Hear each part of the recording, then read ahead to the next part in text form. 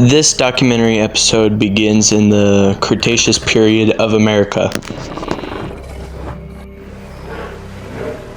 Here we have a herd of admonosaurs grazing upon a riverbed with a flock of pterosaurs resting.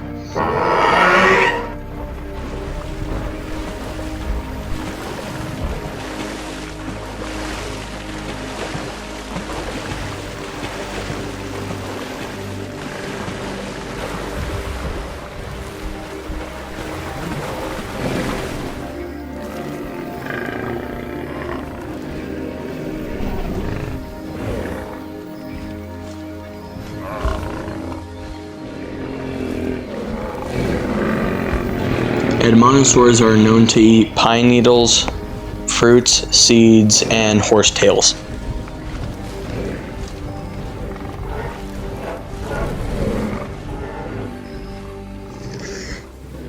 This is a Cretacous. Scientists and paleontologists have proven over the years that it is not a valid species anymore, and it is known as a younger version of a Pachycephalosaurus.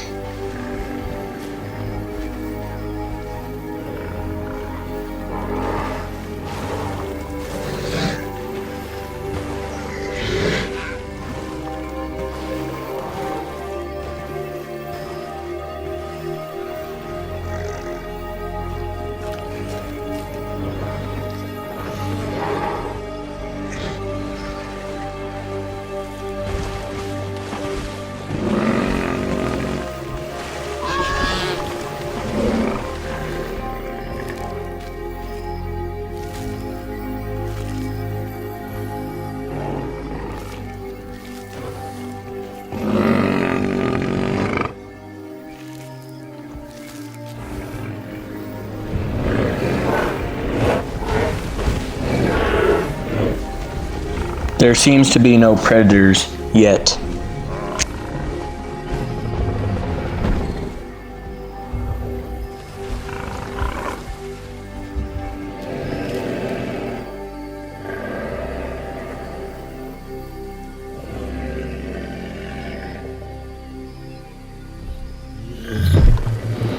This is a Tyrannosaurus rex. It has pads on its feet to make its steps more cushioned, making its sneak ups more quiet and less loud, like the movies say.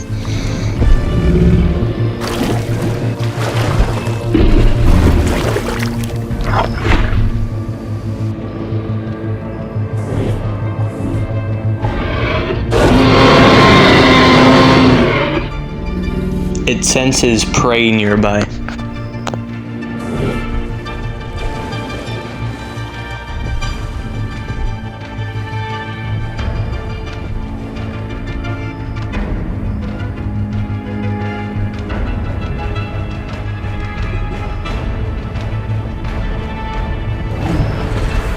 The admonosaurs all scatter in fear.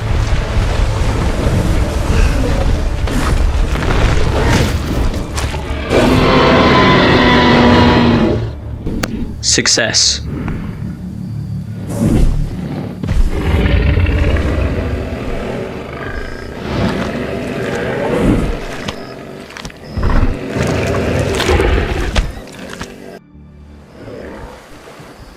Now, the admonosaurs will have to keep moving forward.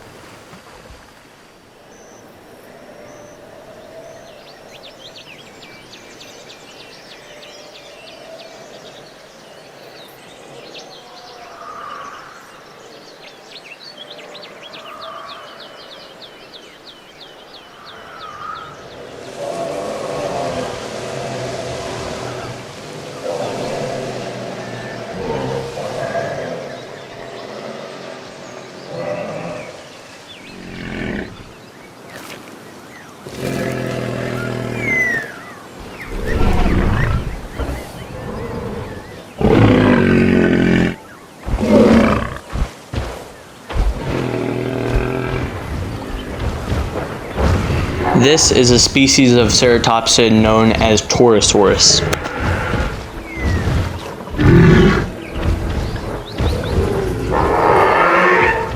And they have just come here to get a morning drink.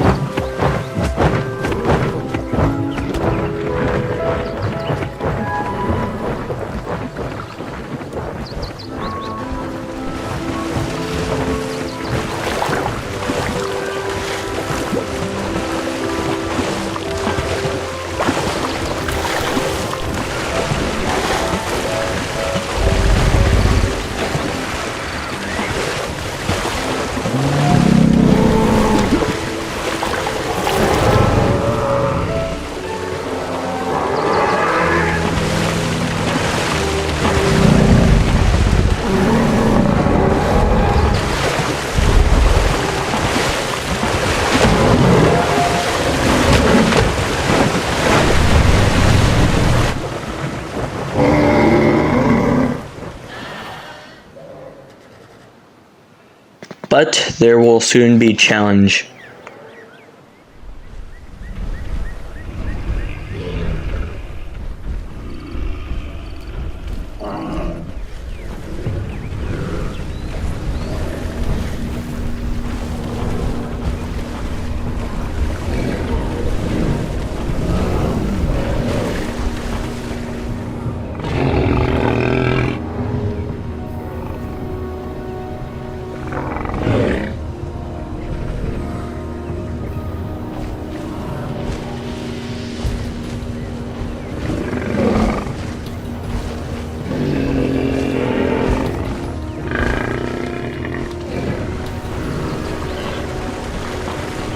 Approaching the watering hole, a herd of Triceratops join.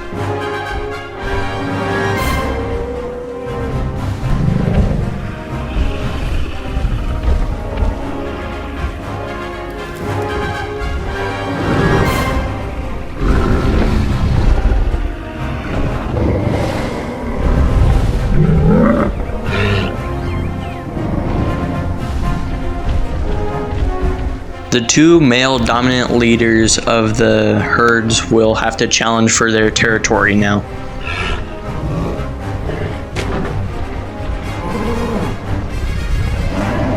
The Triceratops may have the advantage in size and strength, but the Torosaurus has advantage in speed and agility.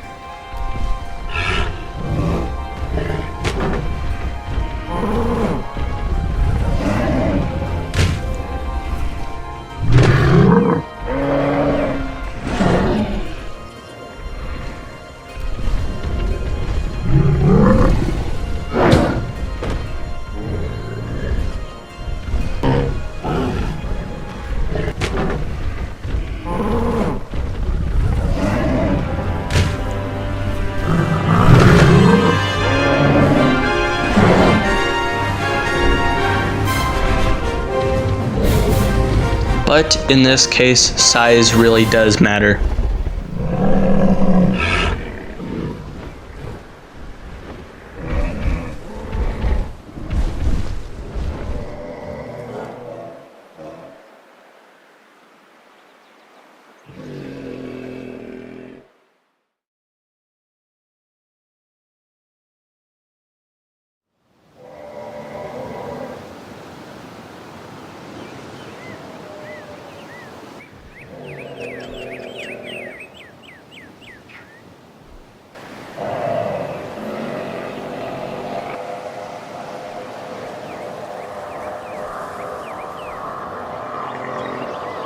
Night is approaching, and so are the predatory dinosaurs.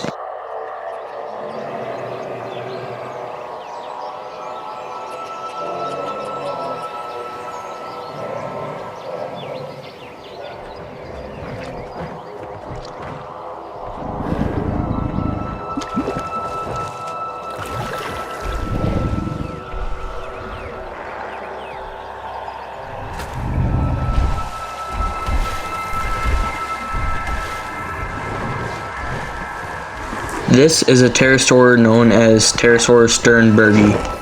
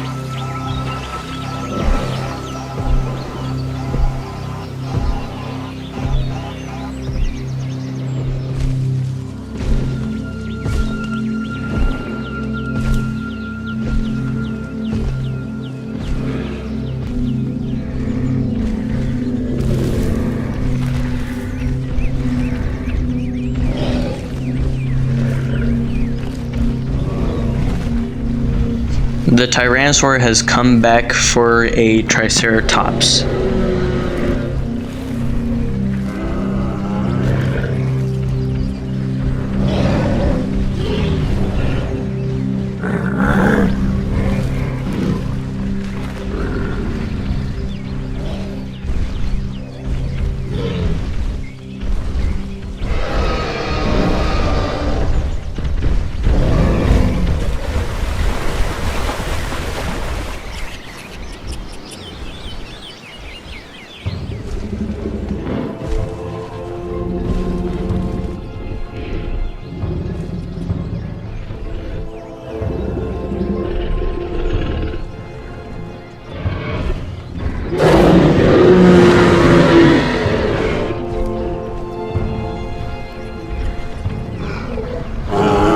The Triceratops and the Tyrannosaurus Rex now initiate in a fight. What Triceratops lacks in size and strength, it makes up for in weaponry.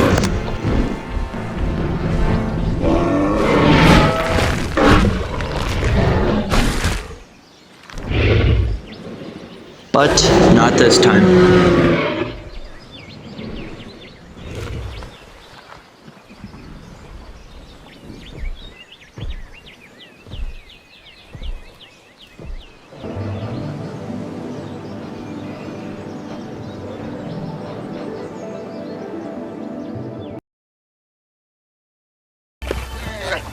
There are great hunters.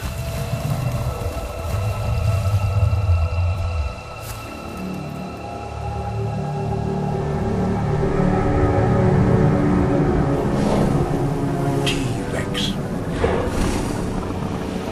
The most powerful land predators on the planet.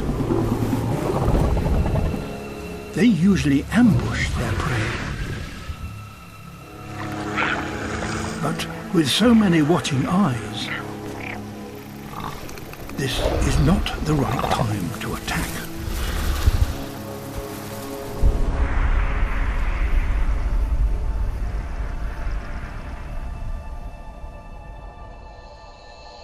As darkness falls, some of the herds that had been grazing out in the open retreat into the forest for shelter. Now, the odds switch in favor of the predators.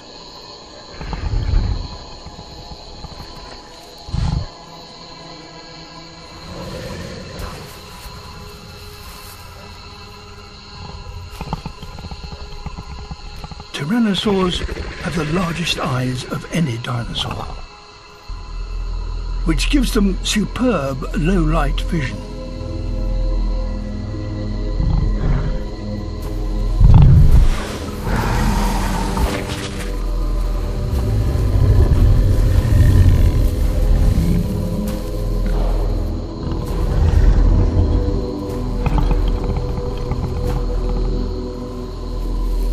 And they're able to move through the forest in near silence, thanks to cushioned pads on their feet.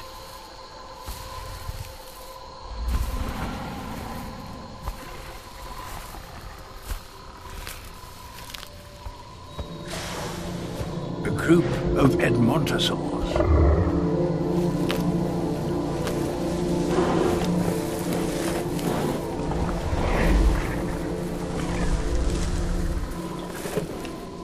They lack armor, but they're as big as T-Rex and twice as fast.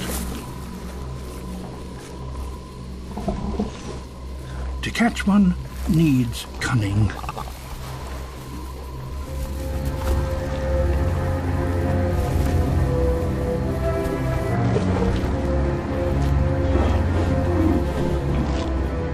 Each of the hunters carefully moves into position.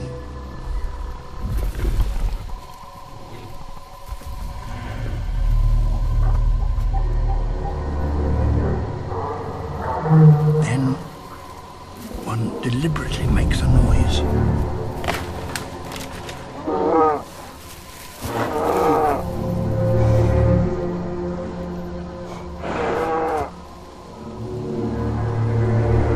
The Edmontosaur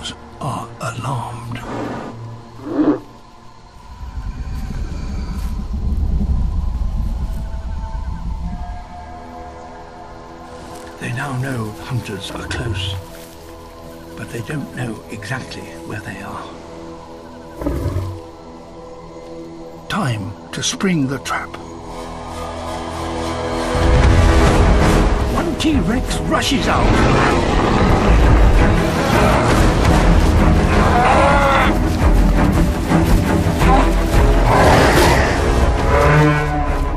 The herd panics and bolts to where the other T-Rex is waiting, in ambush.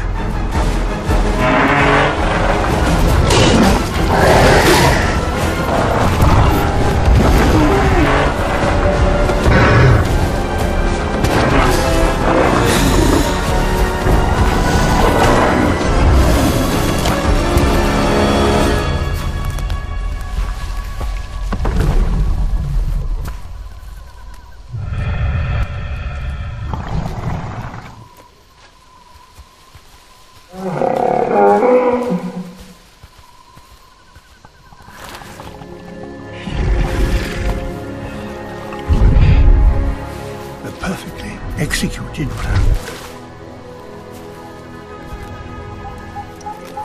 by one of the greatest land predators that have ever lived. We now travel to the Cretaceous period of South America.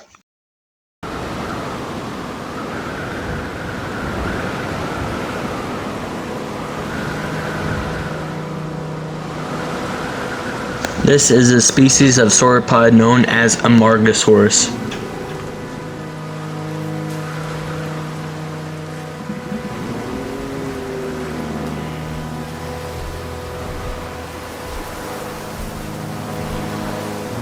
Little do they know they're being hunted by a pair of Carnotaurus.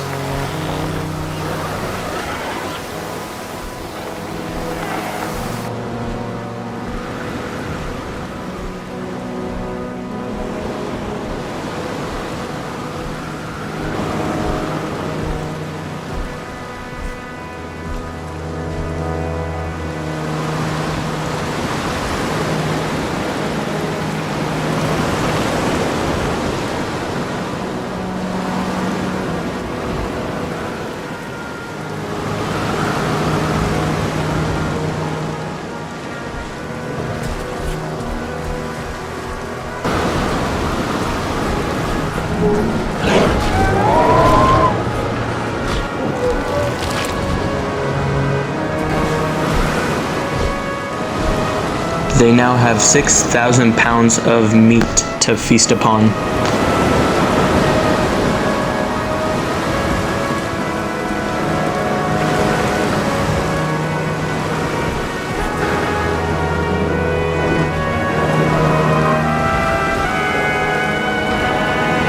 And they have another 6,000 pounds of meat.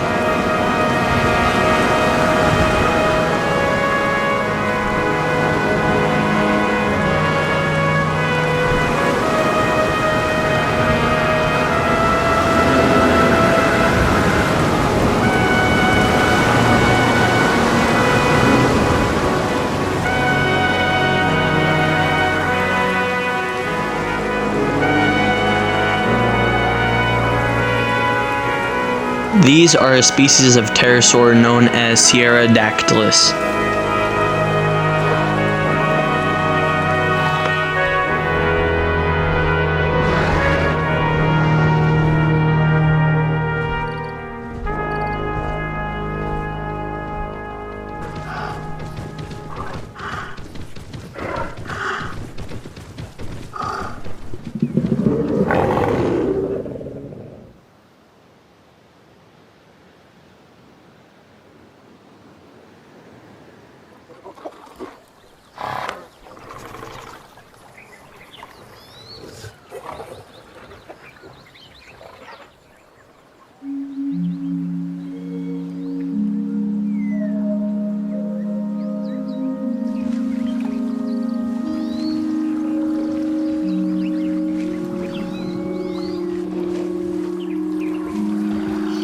The Margosaurs now move on.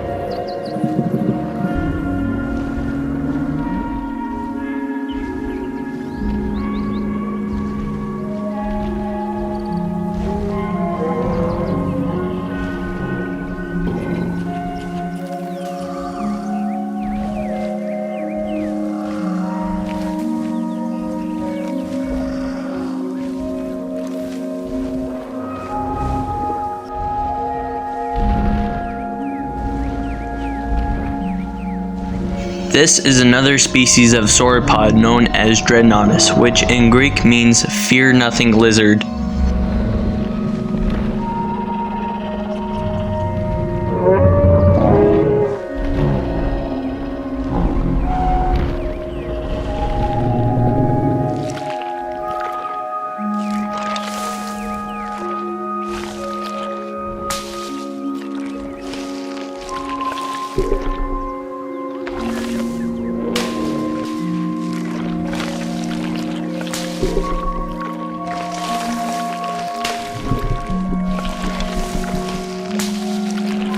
This herd of Dreadnoughtus is peacefully grazing on the vegetation too tall for the other herbivorous dinosaurs to reach.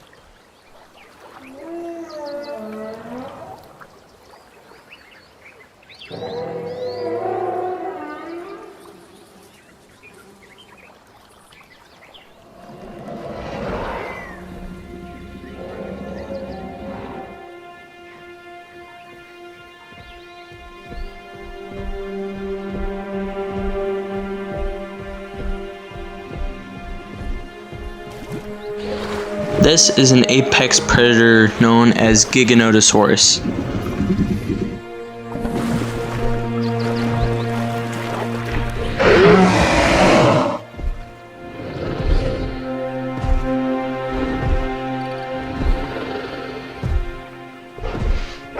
This Carnotaurus notices the Giganotosaurus protruding its territory.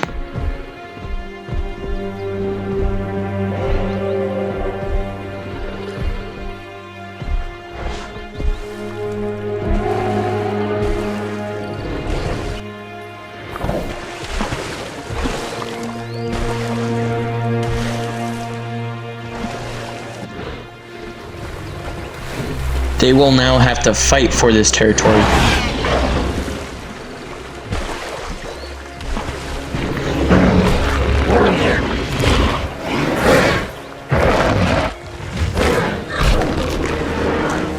For the Giganotosaurus, that was an easy match.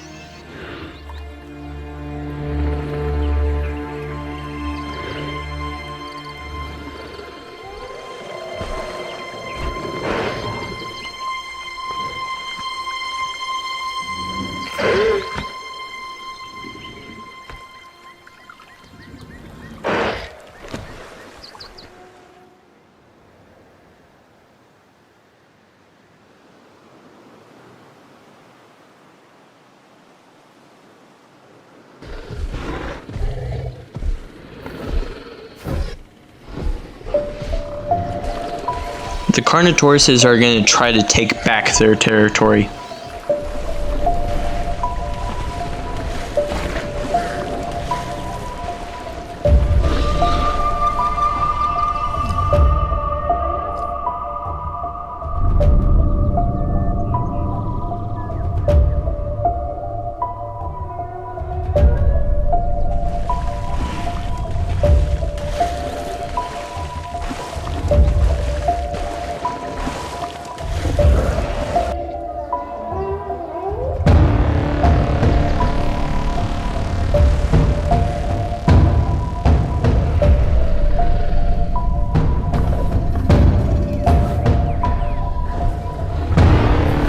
but a quick snack from their dead friend will do them just fine for now.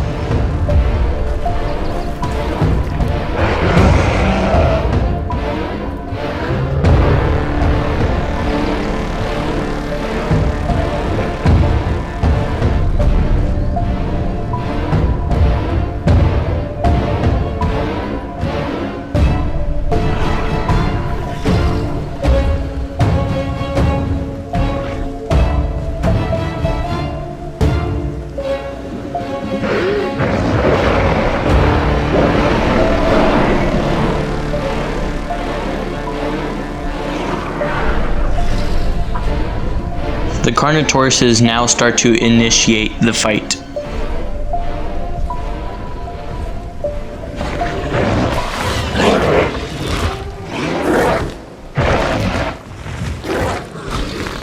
But as like last time, the Carnotauruses lose and the Giganosauruses win.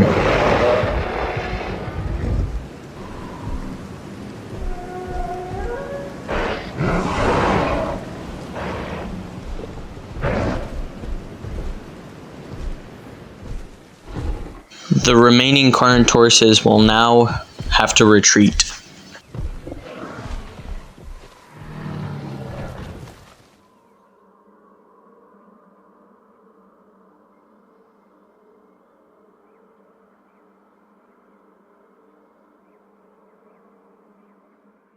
In fact, very little of the sun's light reaches the floor of these dense forests. In Patagonia, the thick vegetation stretches unbroken for hundreds of miles. But occasionally there are mysterious clearings, like this one.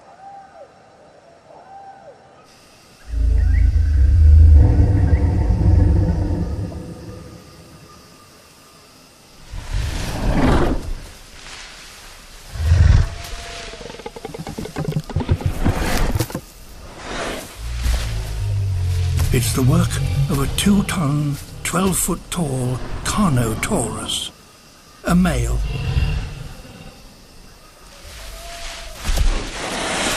Clearing this patch has taken him a long time, and it needs constant attention if it is to remain tidy.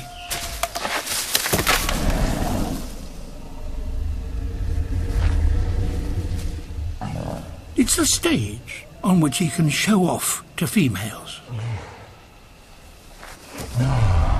All is ready, and he announces the fact.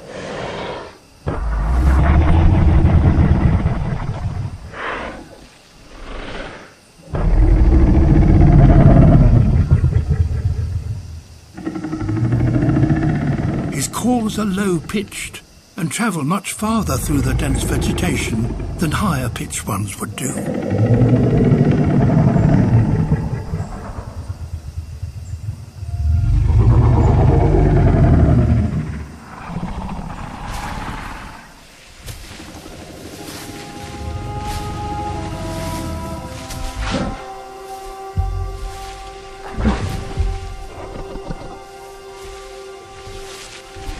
At last, a female arrives.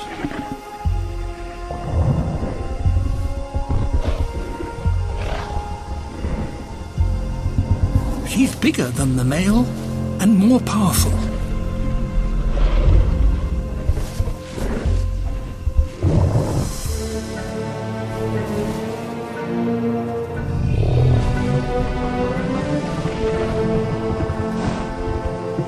Now, somehow, he must impress her.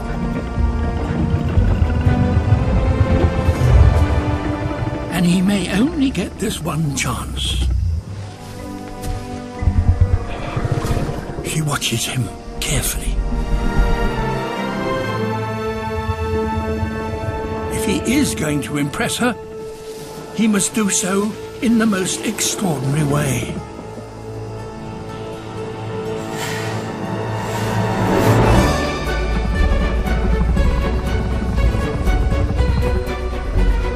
He doesn't have huge antlers nor a spectacular tail. But he does have a pair of tiny, apparently useless arms. And each has a ball and socket joint at its base that enables him to move them independently.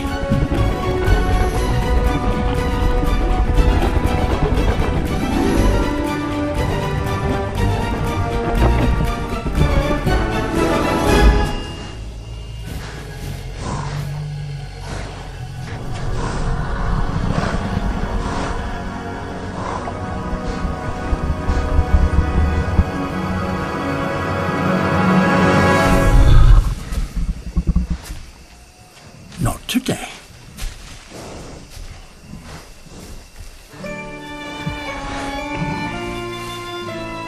How could he have done better? Who knows?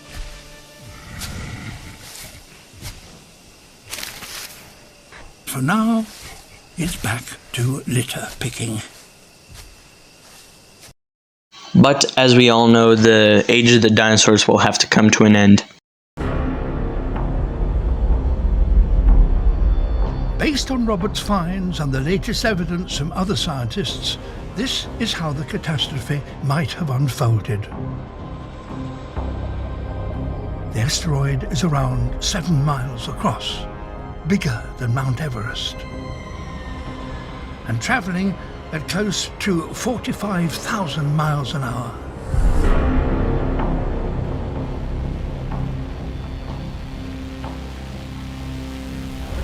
The impact causes an explosion bigger than 1 billion Hiroshima atomic bombs. At Tanis, almost 2,000 miles away, it's completely silent. But at the impact site, the asteroid vaporizes. More than 3 trillion tons of rock are ejected into space in a blast of superheated violence. Winds higher than 600 miles an hour. A colossal earthquake, followed by a ring of massive tsunamis.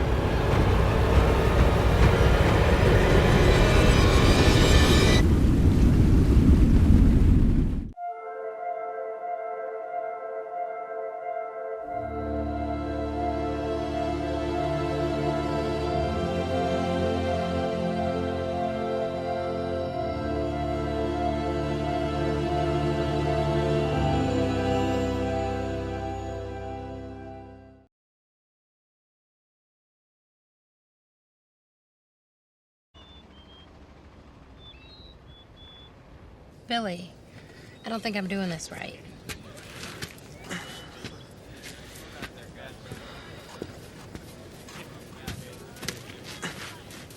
Let's try the toothbrush. You gotta go slowly. You just take a little bit at a time. I can never tell what's rock and what's bone. Technically, it's all rock, but calcium in the bones is replaced during fossilization. But you can feel the difference, eh? Rough. Smooth. Rough. Smooth.